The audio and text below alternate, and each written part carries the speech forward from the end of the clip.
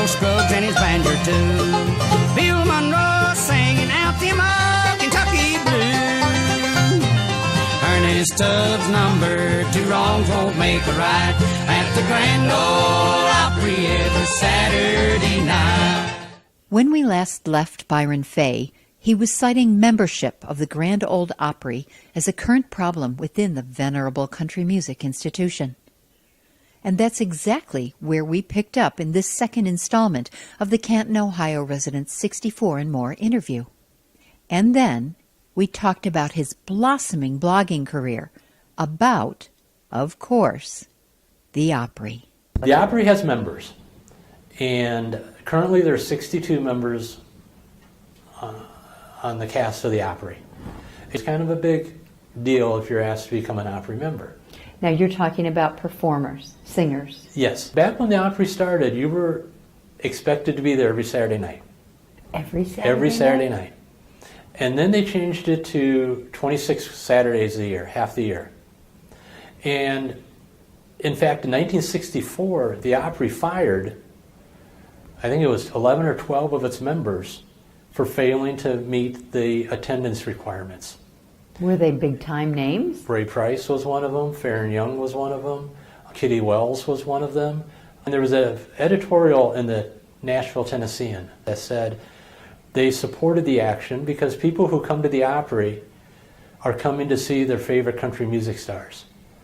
And if they're not going to be there, if they're going to go out and make more money in some other small town, then they need not be Opry members.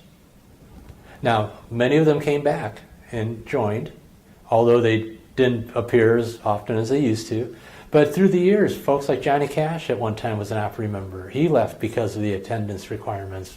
The Everly Brothers were Opry members at one time. As I said, Ray Price, Kitty Wells, Flatt and Scruggs. A lot of folks just left. The Opry only pays union scale.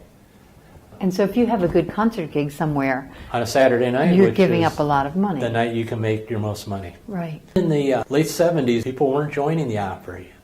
They were being asked and turning the Opry down. And then in the late 70s, the Opry manager was a gentleman by the name of Hal Durham. And he started signing up acts as members with no requirement to come to the Opry other than their promise to come.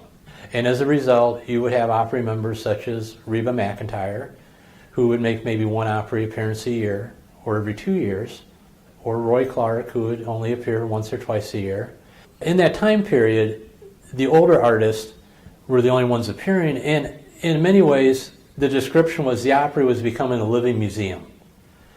And only people with white hair, shall we say, were attending the Opry. Ticket sales were dwindling. Same show every week, same artist singing the same songs.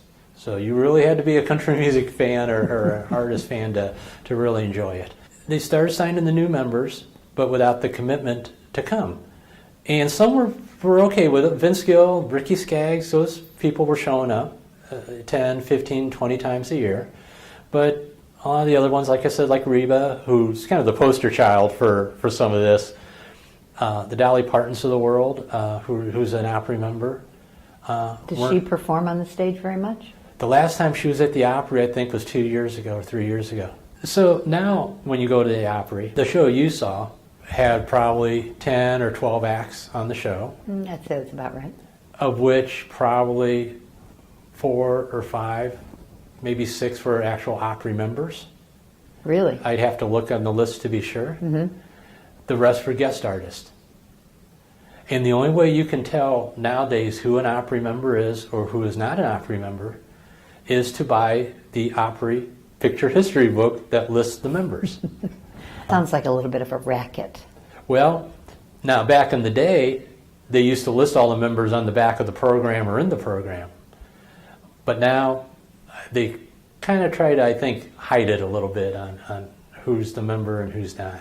So has there been any resolution to how do we get people to perform? I don't believe there has. Maybe I look at it in simplistic terms.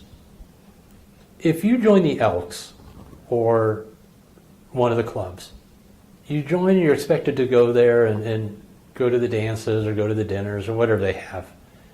Well, I kind of view it the same as the Opry. Like, if you're a member, you should be there at some type of semi-regular basis. If you don't want to be a member, if you don't want to be there, don't be a member. But when you see them, when they are Yes. asked to be members, Yes. it's clear that they feel that it's a huge honor. Yes, it is an honor. But they feel that way. I mean, it's clear that it's not just like, oh yeah, whatever. I mean, Yes. Keith Urban was beside himself Yes. when they asked him. Yeah, and I realize, and a lot of us do, that Keith Urban's busy, and he, of course, had American Idol. Right.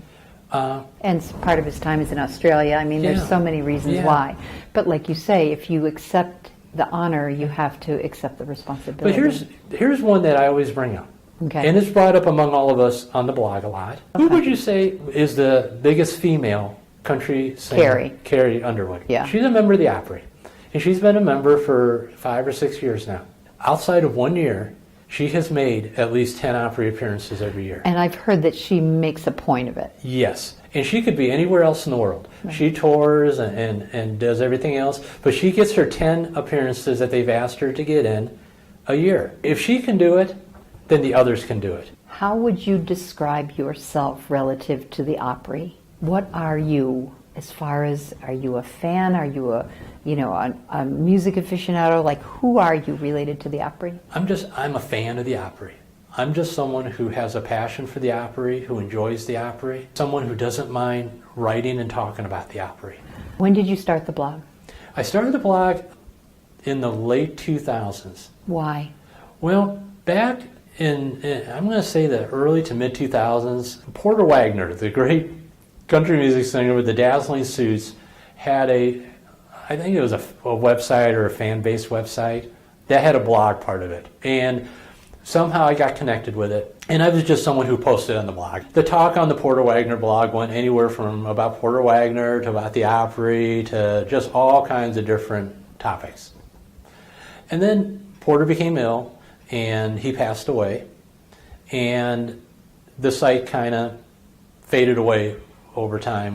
And I thought, well, there should be somebody out there writing about the Opry. So I Googled how to start a blog, because I'm not a computer guy at all, and figured out that, hey, this isn't that hard to do. So I started this blog, and I would post on different country music websites that I have this Opry blog. I posted on the Porter Wagoner site, and a lot of the people who post comments on the blog originally came off of the Porter site, and has just expanded and added on over the years. It's turned into usually twice a week posting that I do now. It takes a little bit of time, but it's something I enjoy, and I have met and communicated with so many people who sometimes I wonder how they found the blog, and people associated with country music artists or families of country music artists who have passed away, asking information about when their dad or their mom performed on the Opry, or from authors writing books, asking me questions about certain performers when they appeared on the Opry and in certain songs that they sang. And just over the last decade, I've just accumulated a file of going on a treasure hunt at times, of accumulating this information. It originally started out with just posting the weekly lineups. And then I would post different comments like, hey, it's a great show, or it's not a great show. You would say it's not a great show? Yes, I have said that many times. Have you ever gotten feedback from the Opry people?